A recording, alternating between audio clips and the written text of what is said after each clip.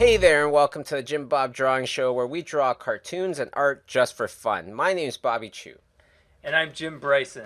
Okay, Jim, so what is the Inktober topic for today? Today's topic is sword. The thing that triggered this idea was, you know that scene in Indiana Jones where he's fighting some guy and the guy pulls out these swords and he does this like really elaborate like sword thing, and then he just kind of like looks at him and then like shoots him with his gun. Mm-hmm. Everyone on the set was sick from the food and he had like a fever of like 102.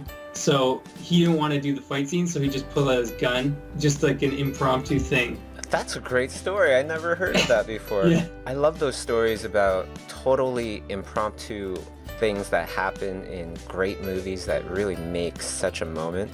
Like Joker in Batman 2, directed by Christopher Nolan, when the Joker tries to blow up the hospital in the beginning. He presses the button. And it actually malfunctioned on the set? Yeah, it was delayed, and he just kept going because they only had one shot for that particular scene. That's the thing, like spontaneous moments, it's always... For sure. Well, now it's my turn. I'm gonna start painting this. And what color do you think this is? I'm gonna guess green. I'm gonna guess you're doing a green troll. I didn't know what kind of color to make this guy at first. At first I was thinking that maybe his sword's Glue.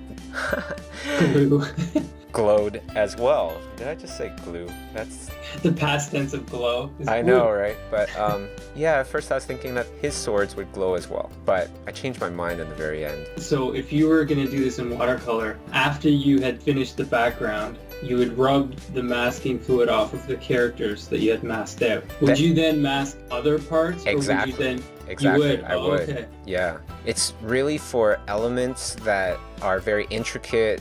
So the glow from the sword, when you think about it, that would be probably best represented with a nice, clean, washy kind of glow. That makes me want to try the masking fluid. I've never actually tried that. Yeah, now I just gotta get some.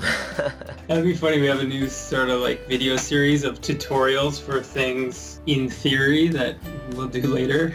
Yeah, one theory I had a while back was to paint with things that will decompose over time, and you plan it out. So maybe you start off with this painting that looks like a pile of dirt, but the materials that you're painting with will slowly get rotten, start growing green fungus on it, and then it becomes this beautiful grassy landscape, perhaps. That actually reminds me of this artist. I can't remember who it is, but imagine like a really gross skull, and then over top of the skull they paint a really happy, pretty face, and then once it's dried, they take a palette knife and they scrape a big swath of it off. So you've got this like really nice, happy looking image, and you can see underneath, it's almost like they're peeling the skin off. Oh, wow. It's pretty cool. That's a great idea. I wish I could remember who it was that did that.